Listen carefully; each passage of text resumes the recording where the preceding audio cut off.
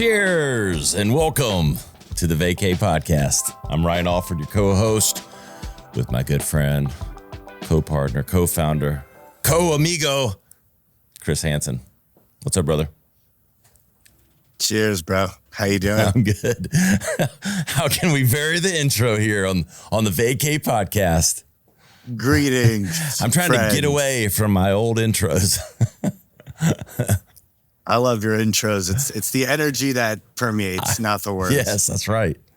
Hey, you got to turn it on. If you want everyone, hey, you have to impart what you want to take in, I like that. You have to reflect. Put out what you want to bring in, baby. Reflect what you expect. There you go. I like that. Write that one down. Twitter. DM, trademark, hashtag, reflect, expect. Yep. How are you today, brother? In Miami? I'm good. I'm started the day strong. It was a nice workout. Got a little sun. Go hit the cold plunge after this. Oh, yes. You're always in wellness mode. We talk about Vacay being the destination for making alternative wellness no longer alternative, and Chris Hansen's living the lifestyle. He's got cold plunges and, mushroom rubs, and he's got it all in his wellness routine. Keep it all in the toolkit.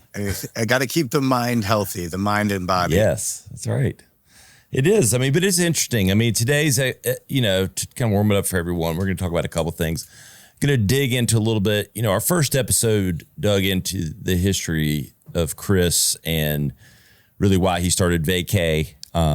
Today we're going to talk about, how I've gotten involved, my passion for this, why it's there, and, where we're going.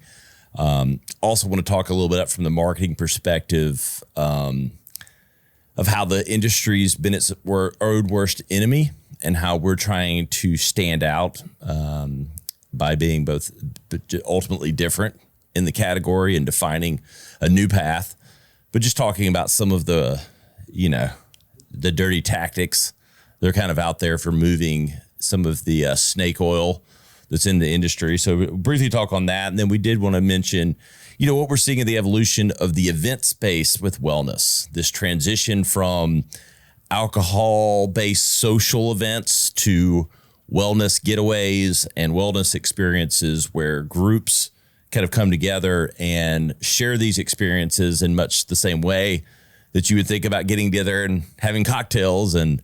But I think, again, we're evolving as a society, and as the wellness routines and knowledge base grows, so does these types of events and opportunities. So I know there's been, we joke about Chris and his routines, but I know you've got you've been to a few of these things. They're not just all tea dance parties, right?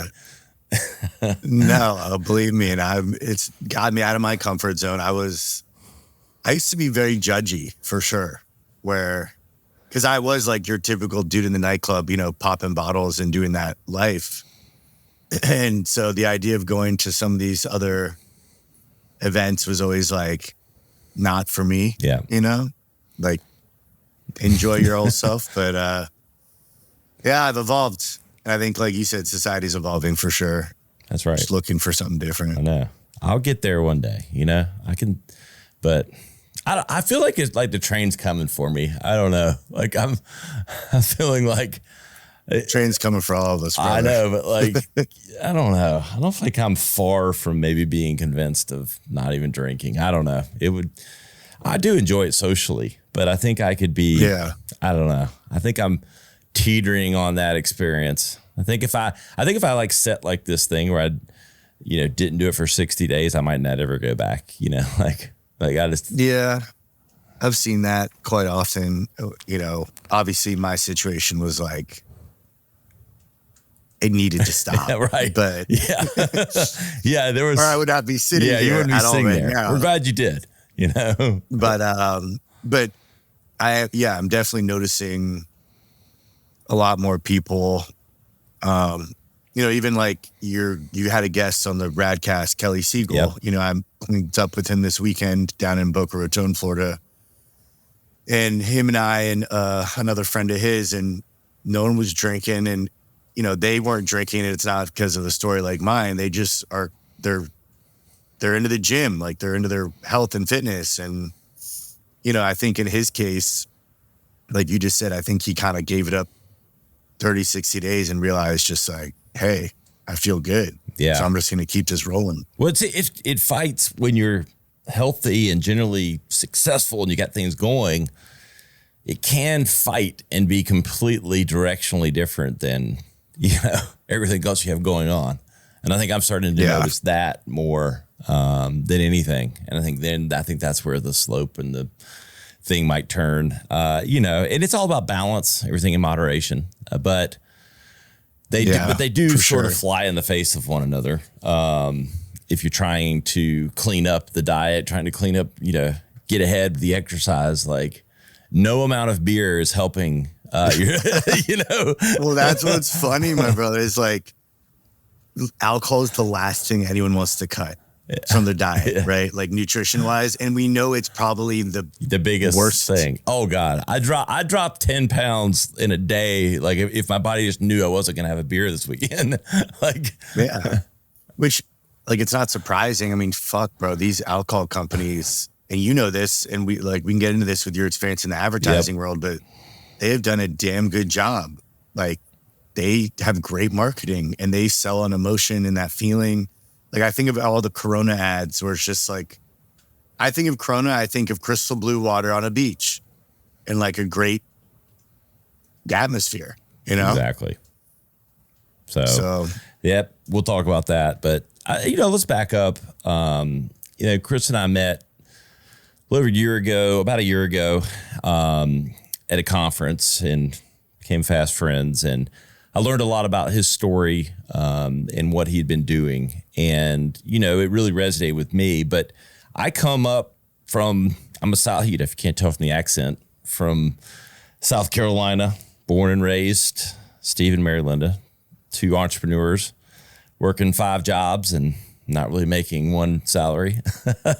Yeah, that's how it was in the early days. I posted on social media, you know, I did not grow up, you know, wanting for meals. I don't want to like overstate it or understate it, but this was not, I don't know, the middle class as we know it today.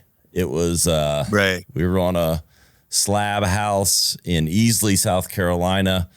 My dad worked 2 jobs. My mom worked a job. Stephanie, my sister, and I had clothes and we had food, and we didn't know for any better, but looking back and kind of thinking about it, there were moments of borderline poverty, you know, as far as the areas that we grew up in. Probably not, because even my dad even said, like, there would be moments where he's like admitted this now. He's like, they really weren't sure, you know, if this payment was going to get made or that payment. And, you know, it was like, and we need groceries this week, you know? And I mean, again, we had family and friends. So, well, again, it wasn't like we were going, oh, Dad, I'm hungry. We were not hungry, but did not grow up well off. But I always wanted for more. And I think it drove my parents a little crazy, but I always just kind of I think a lot of my friends always thought that I had more than I really had because I would go make it happen. And it would seem like, oh, wow, he's wearing, you know, Air Jordans and nice things. And, you know, some of those became gifts as I got older. My parents did advance in the middle class as I got older.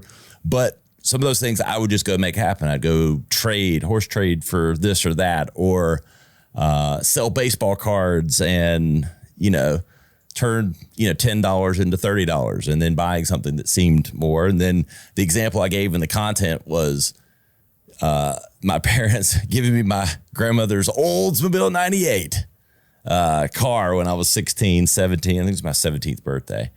And they were so proud. I mean, because, you know, like not growing up with much money, they're giving their son a car. So they were proud to be able to give their son, even if it was my grandmother's car, like, hey, they're giving me a car. My mom wrapped that thing in brown paper.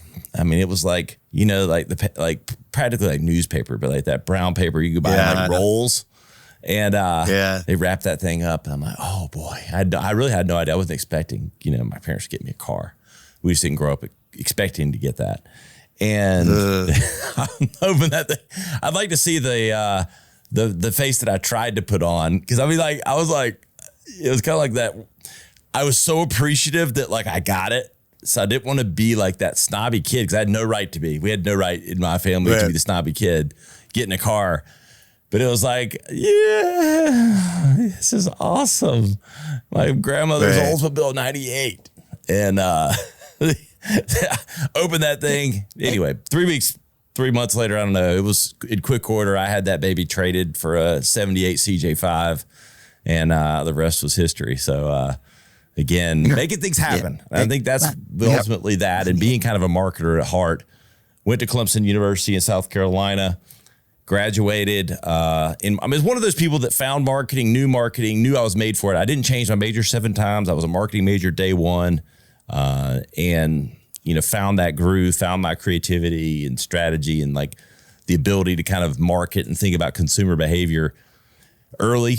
And that translated to, working in the ad agency business right out of school. So again, I wasn't one of those that flip-flopped 12 times as their major and then came out of school and worked 4 jobs trying to figure out what they wanted to do. I was a marketer, and I was lucky enough to get on with an ad agency right out of school and, went and rock and rolled for almost 15 years for other people, working on some of the largest brands. Well, it was a roller coaster. I mean, I was 27 years old, working on Verizon Wireless, really on the beginning of the smartphone era. I mean, it's like there's 2 things that kind of, highlight my life, career, business side of things on that is I came up in this era of smartphone and internet that was happening, and both marketing it and what it was changing to society was really profound. And, people don't realize like how conditioned we are with smartphones and everything now. But in 2005, 6, 7, when the first iPhones coming out, and smartphones and BlackBerries and all that, I was marketing and learning the consumer behaviors and the strategies with which to flip to get people to use these devices, to think about them this way, while obviously the technology was happening and coming along. But it was a really fascinating time where you have these worlds where I'm working at the highest level from a marketing perspective, but I'm watching and transitioning as this society moves into this always connected realm. And you yourself are adapting. Exactly. Exactly. And so it's this weird thing when I think back on it now. I knew how profound it was going to be, but I couldn't even totally digest how big it was going to be. No. And so, because I knew it, but you can't think as big as it becomes sometimes. And so, I cut my teeth working with some of the most talented people I moved to Manhattan, lived there for 5 years. So Apple, Verizon, Samsung, worked on Budweiser some. We'll come back to that. Who's who in brand names across? I mean, Lexus, Audi, worked on a lot of car stuff. But the smartphones were the biggest thing in wireless connectivity. And all of that was probably like all at the center because I worked on all sides of it. I worked on everything from the BlackBerry marketing to then the iPhone, the first iPhone, Apple iPhone launch, which was huge with Steve Jobs. Then working on Microsoft had their own first smartphone. People don't remember that because it was a complete failure. But it was the Windows Phone. This is like in 2009. And I think I recall this. But I worked on that. But even before that, if you remember all of the marketing around the pre-smartphones, the Motorola Razr, the thinnest device ever. I worked on that whole entire campaign for Motorola, worked on the Juke, which was the first music playing Motorola device. That. So there was all these functionalities that were coming out before they had them all built in that were the specializations of the phone. So worked on all of those, the naming of them, the marketing of them, the Motorola Droid. Droid does. We kicked Apple's ass for about 3 weeks. We sold like 1 billion smartphones coming out with Droid does. Had this whole anti-iPhone campaign. It crushed, and then they got a little nervous. The campaign stayed, but it just kind of got watered down. and they never really caught up with them again. This was like before, Google phones just became Google phones. There were variations of the Google phone, and the Droid was kind of the bad boy, like had that little bit of an edge. It had more functionality than the iPhone. You could hack it a little bit. They leaned into that difference from the iPhone, where the iPhone was all about one unique user experience. Everybody having the same experience, but keeping it kind of locked down. And so we leaned into that. But nonetheless, worked on all these things and kind of cut my teeth in marketing, working for other people. And so, I spent 15 years working in the ad agency business on some of the largest brands and the largest agencies in the world. Then started my own agency and my own podcast, the Radcast, 6 years ago. And we've had a great ride and a great trajectory. And it's allowed me to meet a lot of people, including Chris. And I really learned about this story. I've always been into health and wellness. It's in the Allford blood. My parents, were like, even though we had no money, they were the first ones in that $30, $40 gym a month when I was like in whatever grade it was. But my dad ran like 5 miles every day. And health was just always important to them, even before it was like mainstream.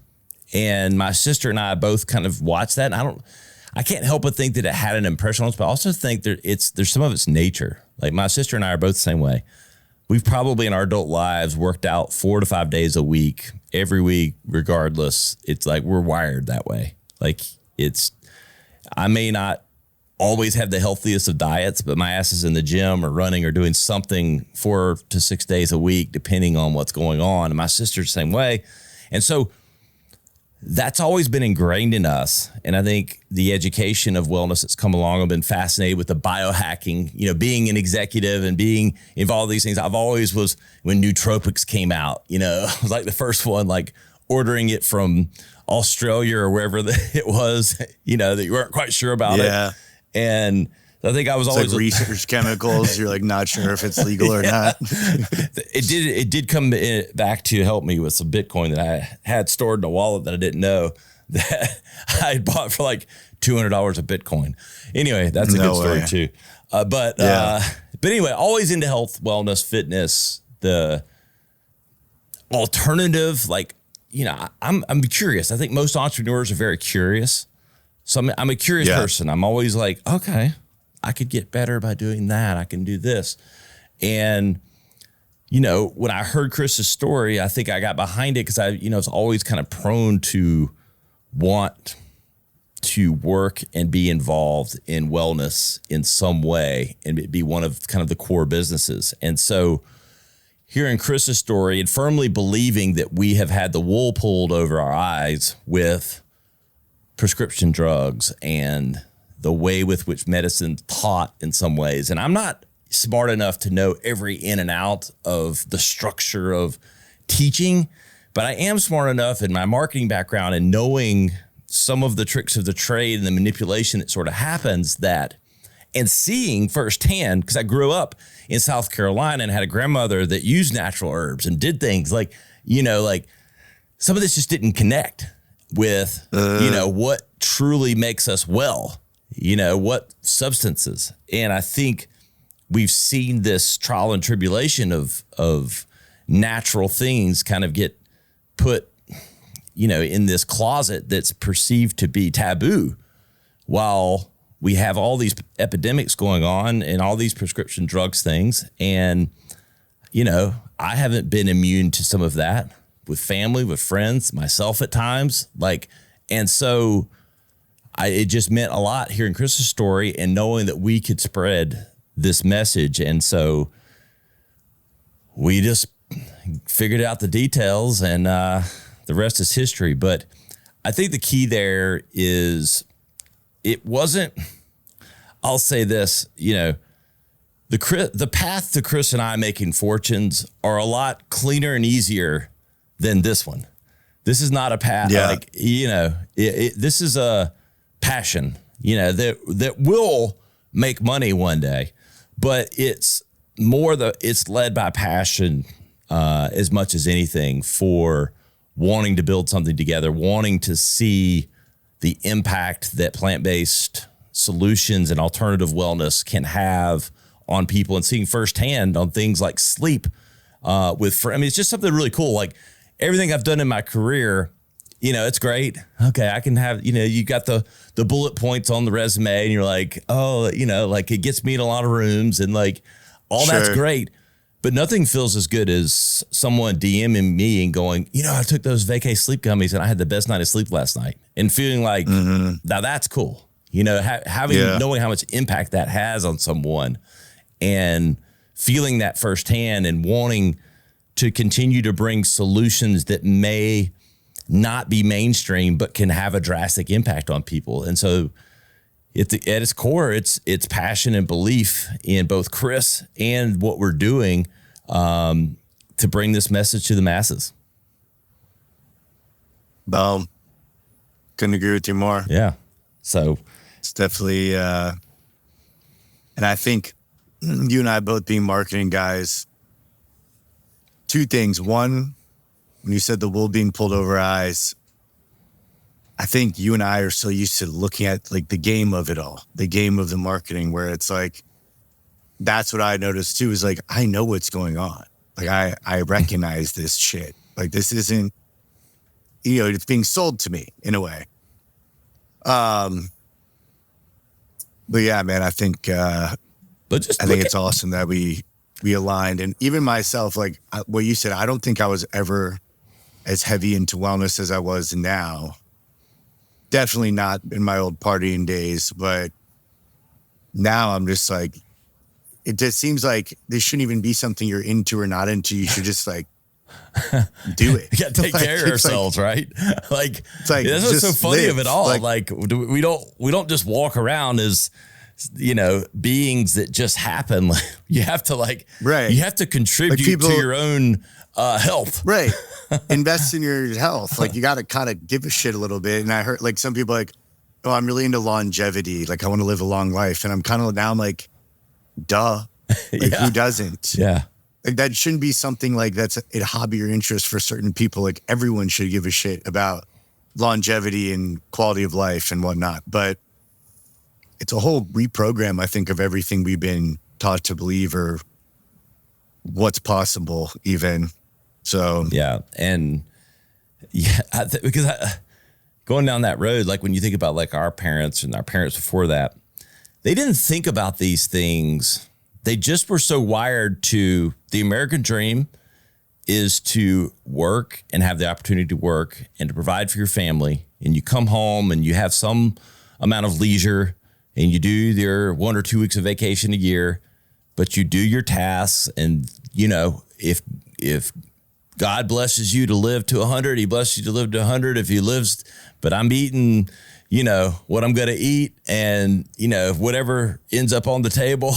And it's a roll of the dice, but you don't necessarily think of it as a roll of the dice, but that's what it was. Cause you didn't have the data available to you, to your own biomarkers. You didn't have, these wellness checkups more regularly. You didn't have these alternative things. And so that was just the way you were wired. That's just what it was. And now we're evolving where all these things are available to us, combined with the education, combined with the enlightenment, and going, okay, I have a choice here. I don't have to go, work in the mill and, hope that I don't. You don't know what you don't know. Yeah. And now that society's so connected. And it's funny when you said, this clicked in my head about like our parents' generation. They probably looked at a lot of, quote unquote modern medicine, pharmaceuticals as like the next advancement in technology. Kind of how iPhones, when they first came out, was an advancement in technology. And now you can see kind of like the pullback where like, okay, shit, these may be doing some damage, whether it's that you're staring at your phone all hours of the day or at night and it's throwing off your circadian rhythm. It's like now we're seeing, okay, these are advancements, but maybe we need to also reel it in a little bit on these things.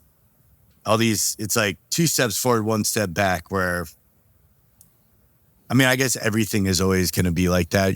It's all starts with progress, and then you start to see the consequences after the fact.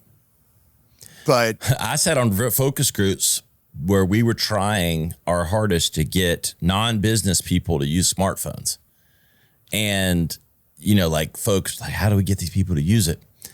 And the answer ended up being the iPhone, which was making these things easy to use. They were just too complicated. Like these business phones were like so complicated. Like Palm Pilots. Yeah. I remember Palm Pilots. Like so many things you have to get through it. It's like, well, when the iPhone made the UI, UX, user experience easy, that's when, the masses got on board.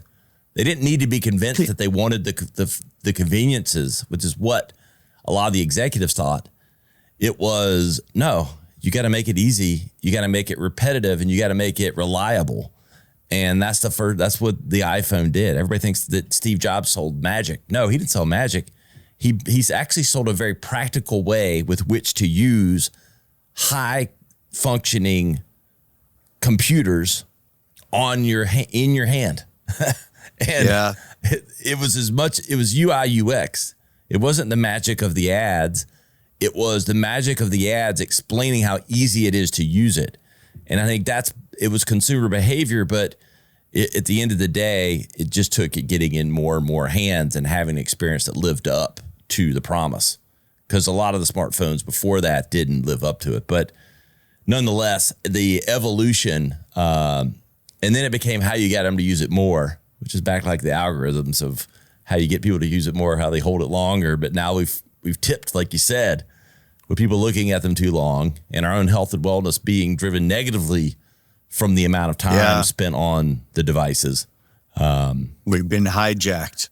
Yes. Like we do it to ourselves because we're given access to information. We have this access. We can't put it away because you've got, you've got the dopamine factor of the gaming and the certain things and the apps that feed that. But then just knowing, and it's even me now when you think about it, like at any time, like, and I'm the worst. Like Cameron and I were talking earlier, and I'm ADD anyway, but like the fact that you can get to something immediately doesn't mean you always should.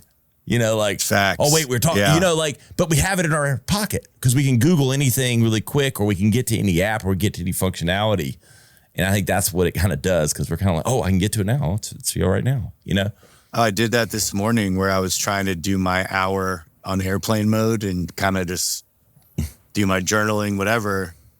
And of course, as I'm sitting on my balcony and I'm like, shit, I need to text this guy and set up this date. I need to do this, where I'm so used to immediately like access right now. I can get this out of my brain and handle it, where I'm like, no, wait, you can do this in 20 minutes or whatever. And like you said, we're curious creatures naturally. So I guess that's the upside of like, you want, Google, you want to know the answer to something, you can pull out your pocket and do it right away. Yeah. But I think about it now, like another plug for podcasting, but I do some of my best thinking on podcasts because I'm talking with a guest, or you and I are talking like we're doing now, and I'm unplugged. I have no distractions. I'm 100% into whatever you're saying or whatever I'm formulating at the time. I do some of my, because I'm not trying to learn something. I've got all those distractions turned off. And so it's a unique experience, thinking about thinking, It's a weird time, man. It is a weird time. There's even times I go to reach for my phone and I'm looking at my phone right now as the camera, where it's like, it's right in front of you, dude. Like, stop reaching out of habit, just like, it's like a pacifier in a way. It's the adult pacifier. Yeah. It's just become so prevalent. You have to actively try to get away from it and give yourself that break from that constant access. And I think that's part of back to what we do with vacay. Like, it's about getting away, like that's at the core premise of what we're trying to help people do, is relax and escape a little bit from, that every day. And it's like me, like, back to the discussion, like with alcohol and socializing and all that. But, you know, my getaways, I take the kids, we go down, we go to the houseboat, we get to the lake, and I'm off my phone 89, 90 more than I am on any other when I'm doing that and kind of just away. And, you know, if I'm having a beer and hanging out, like I leave the phone inside. Like, yeah, like you allow yourself to be present in the moment. Yeah. And I mean, and I have friends that, you know, even when they do that, they're doing stories. And it's like every moment like that, I'm like the world's most unsocial social guy. Like I'm not like there's a lot, 90% of my life probably doesn't get documented because I'm just trying to kind of, you know, it's less because I want people not to know or see that or I'm private. Right. But it's more just trying to turn that off and truly kind of get away and be in the moment and enjoying. And I think that's the only way to really rewind and kind of unwind is, you know, to be able to turn that off on some level. And I think that's what's happening now. And that's the evolution is we have all these avenues, we have these things and people are exploring them at greater depths and then doing it both socially and in events and in other things that are expanding the ways with which, you know, wellness happens. Right. Yeah. I mean, I can talk about that event I went to 2 weekends ago. It's called Daybreaker, which I heard about it for, I want to say like a decade. I remember they launched something in New York City, probably when you were up there. And it was initially like a morning dance party, I think from like 6 to 9 a.m. or something. Like no alcohol, straight up like DJ on a rooftop in Manhattan, people dancing. And I remember seeing, I'm like, cool concept, but like I would never go to that. And like I'm not going to wake up early before work and go like fucking dance on a rooftop. Yeah. You know? You wouldn't know. I'm there. I'd be breakdancing. Looking back, I'm like, honestly, great way to start your day positive. You know, it's no different than going to the gym in a way. But you know, essentially they host events, I think, all over the world. I think they're doing like a tour right now. But, you know, my wellness coach was a speaker at it here in Miami, you know, like I said, about 2 weeks ago.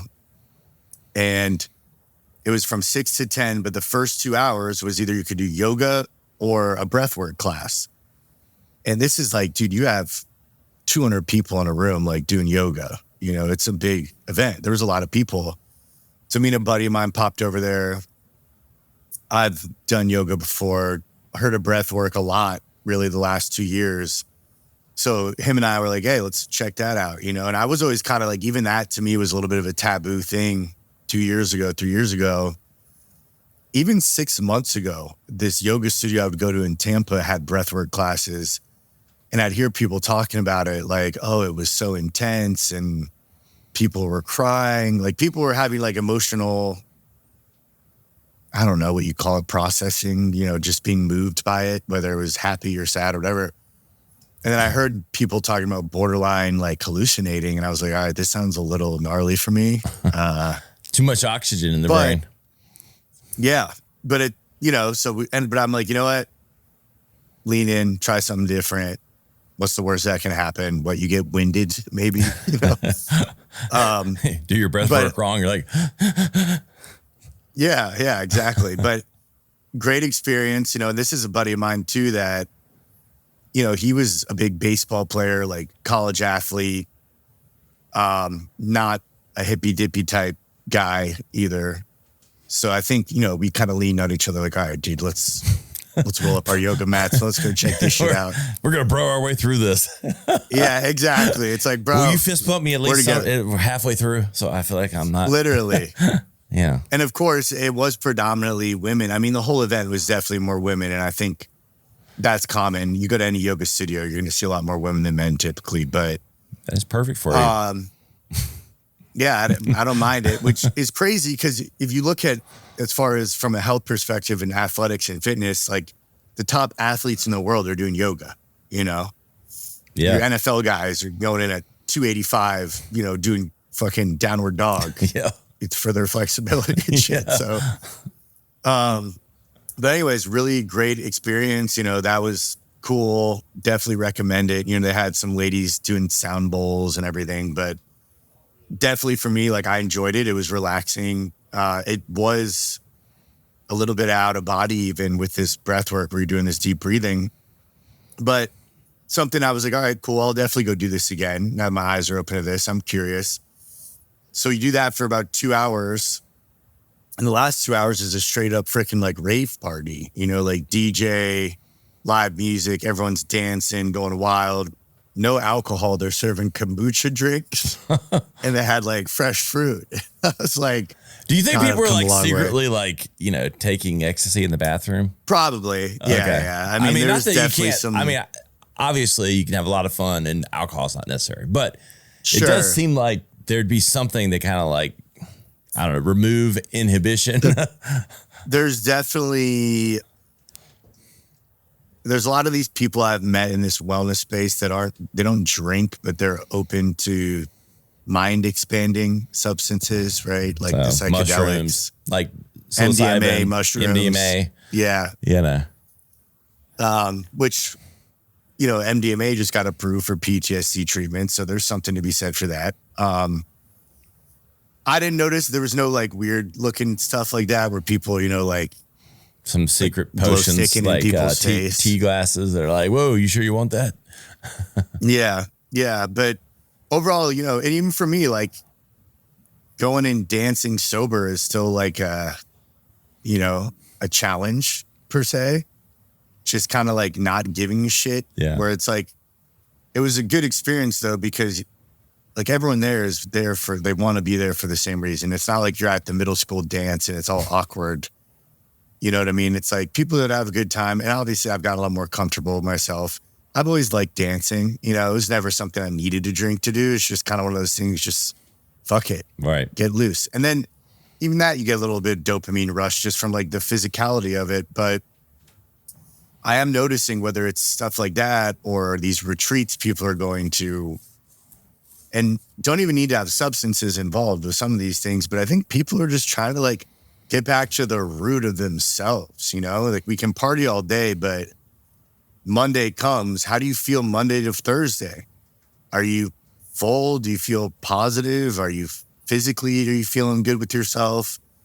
And I know we've talked about this with just even like the beverage market expanding to, I've noticed even at a lot more restaurants, they have a whole new menu of mocktails now, like catering to the non-alcoholic crowd. Yeah, I think that's like the hottest drink segment right now is mocktails. Oh, and I remember in Manhattan 10 years ago going to visit my sister, and the bigger cities were the first, I think, to start doing that. But I remember in New York, I was always intrigued, like, oh, there's a menu of non-alcoholic, like really delicious, cool drinks that I would never make at my house. Right. That, you know, I'm totally down to try. But I'm starting to see that a lot more places. And I was talking, I think on another episode, I mentioned to you this company, DeSoy, non-alcoholic aperitifs. Katy Perry was the founder in it. A lot of similar ingredients we use, you know, these functional mushrooms, ashwagandha, and a business partner of mine, she brought it. We went on the boat one day and she's pregnant. So she still wanted to participate in the party, but clearly she can't booze while she's got a baby growing inside of her. So she not brought recommended at least.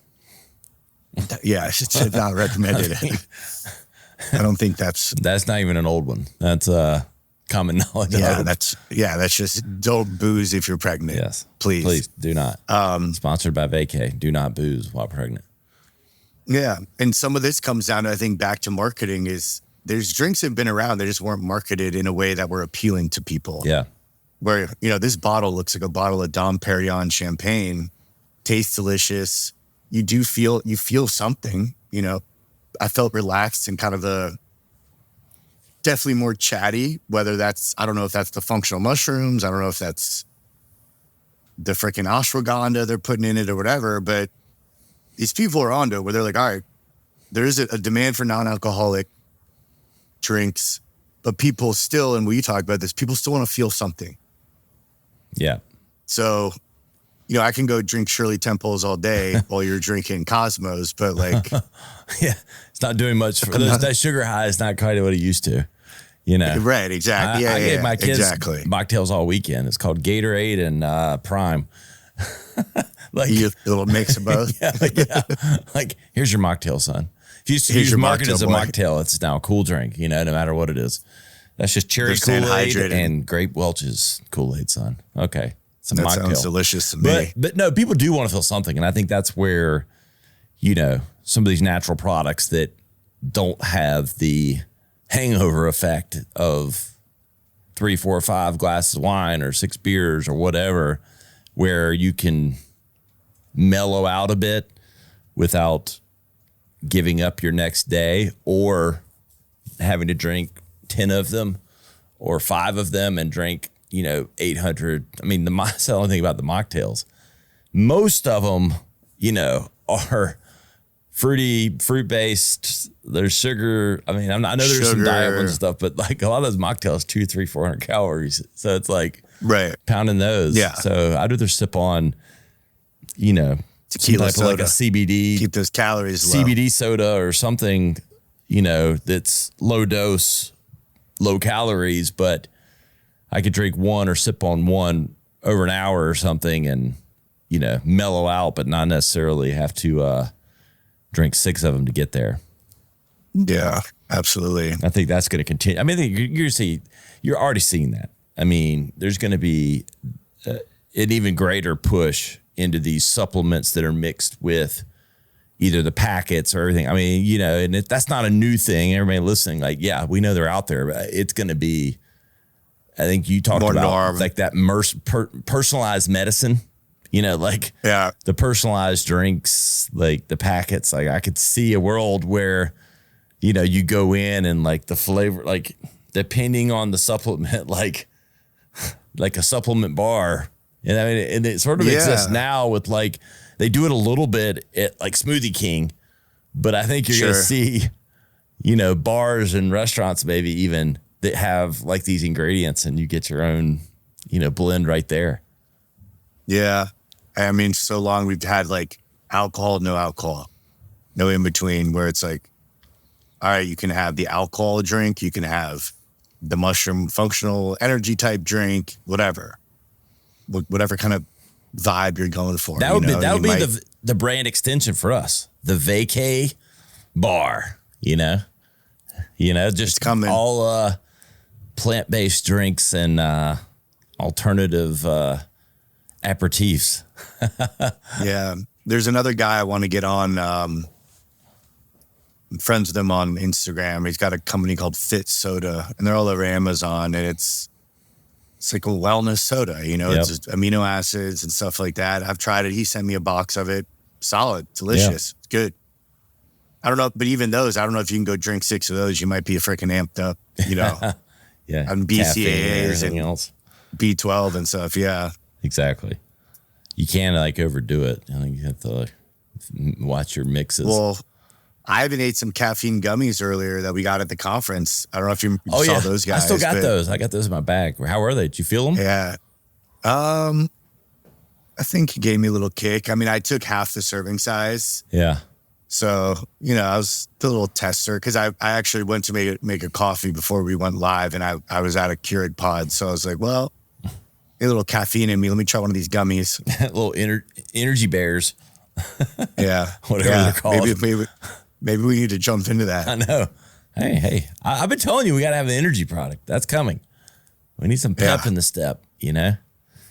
People always need more sleep and more energy. I know. You don't opposite ends of the spectrum. I know. But you don't always sleep on a vacay, you know? Yeah.